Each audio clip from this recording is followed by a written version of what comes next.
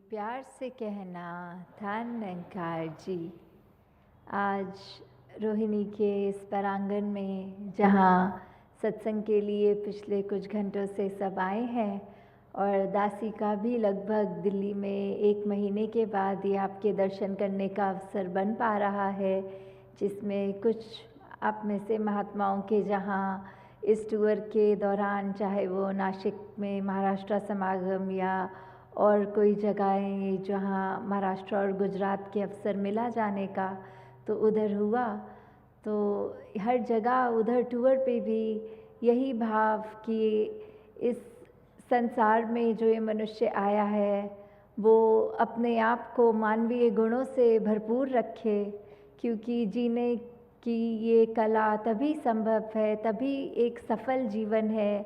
जब ये ब्रह्म ज्ञान रूपी दात प्राप्त करने के बाद ये भक्ति भरा जीवन हमारा पल पल हो जाता है। और सेवा सिमरन सत्संग के सहारे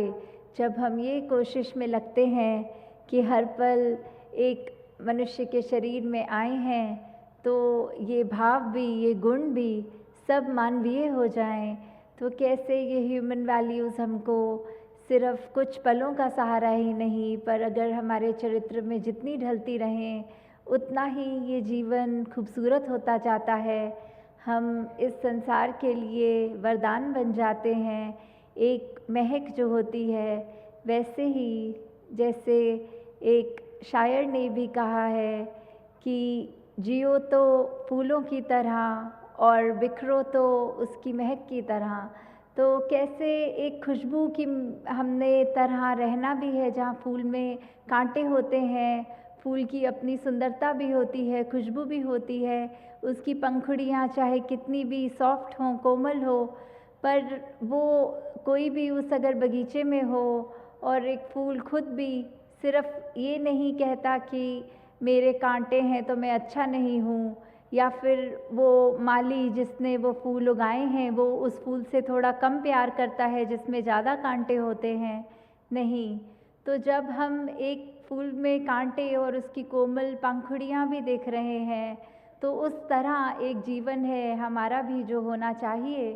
कि किस तरह हर एक के ये अगर कोई चुभन देने वाली बात है, कोई कांटों की तरह है, तो भी वो एक्सेप्टेंस वाली बात कि हर एक को अपनाना है।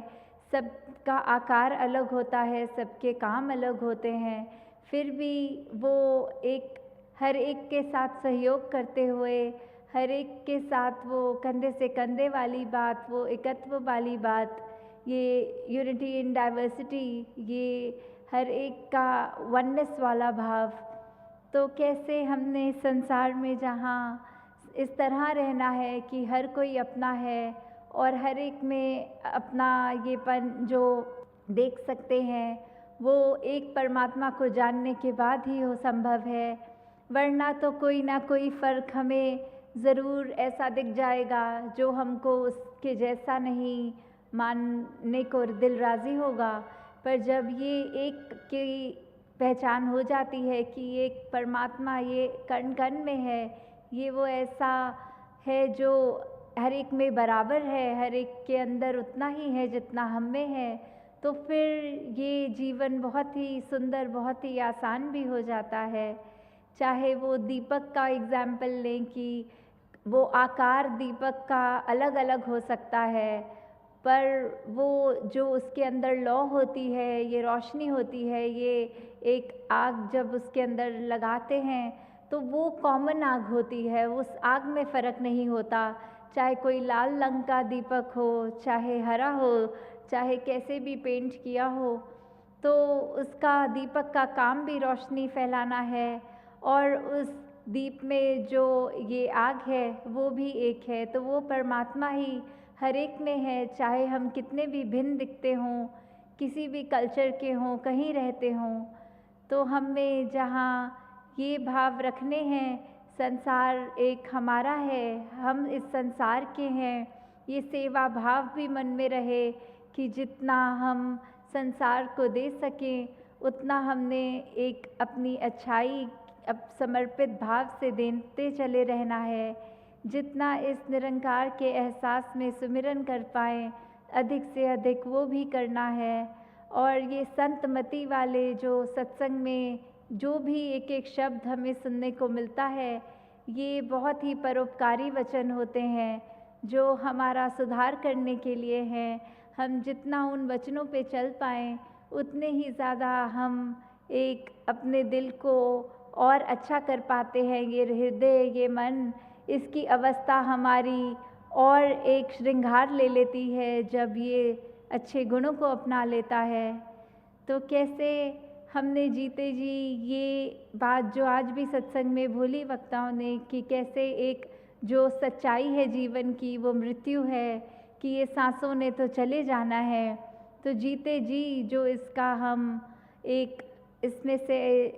फुल पोटेंशियल की बात की, सबसे ज़्यादा हम अपनी ज़िंदगी को जीते हुए जो इसका पूरा भरपूर एक सदुपयोग करें, तो वो भी तभी संभव है जब इसके सांसों की लड़ी चल रही हो। क्योंकि जब इसने ख़त्म हो जाना है तो कोई कार्य ऐसा नहीं जो हम कर पाएंगे। जो भी कार्य करने हैं वो जीते जी ही करने हैं। और इसमें प्रथम वही बात कि अपनी पहचान कर लो।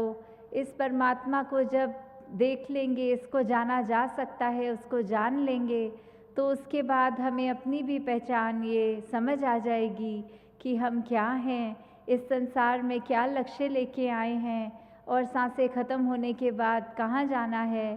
फिर वही बात जो किसी भी रिलीजियस स्क्रिप्चर में देखें, कोई भी जो जहाँ आस्था रखते हैं उससे मेल खा के देख लें तो ये मोक्ष मुक्ति इसकी भी जो बात है ये किससे संभव है, ये इस ब्रह्म ज्ञान द्वारा ही संभव है। तो जहाँ हमने अपने आप को उस रूप में देखना है, वहाँ ही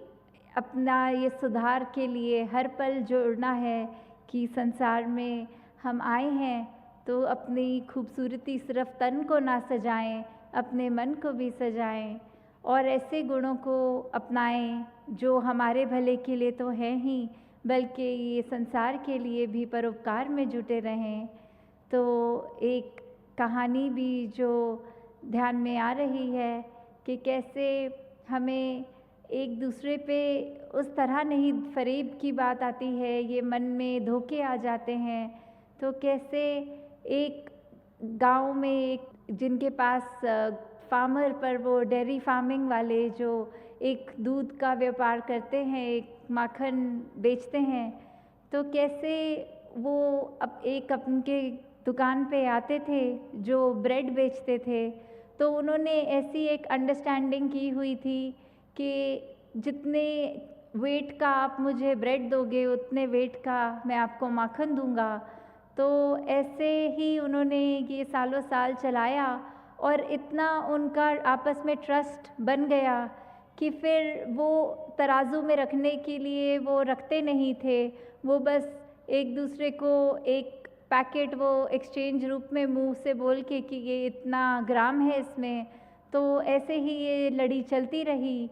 फिर एक दिन वो ब्रेड बेचने वाले के मन में ये बात आई कि मैं देखूं ये माखन मुझे कितने ग्राम का मेरे मित्र ने बेच दिया है। तो जब ऐसे देखा गया तो वो कम था और उसको बहुत ही उस पर ये बात अच्छी नहीं लगी। वो इस बात को अपने सरपंच में, ये पंचायत में भी जब लेकर गए तो वही बात आई कि उन्होंने भी कहा कि इसको एक ही तरीके से देखा जा सकता है कि हम उसी तराजू पे वो आज की बिक्री की ब्रेड को रखेंगे और मक्खन को, तो पता चल जाएगा। तो सभी के सामने बात यही आई कि जो माखन तोलने वाला था उसके पास तो घर में तराजू भी नहीं था। वो अपने हाथ पे जितनी ब्रेड का वज़न होता था उतना वज़न मक्खन का करके ही देता था। तो पहले मन में ये ब्रेड बेचने वाले के आया कि मैं उसको कम ग्राम दे दूं और उसने तो वादा किया है भरपूर पूरा ही उतना करेगा। तो कैसे ये विश्वास की बात होती है, कैसे हम एक दूसरे के लिए अगर सोचते हैं कुछ और उसके लिए मन में कुछ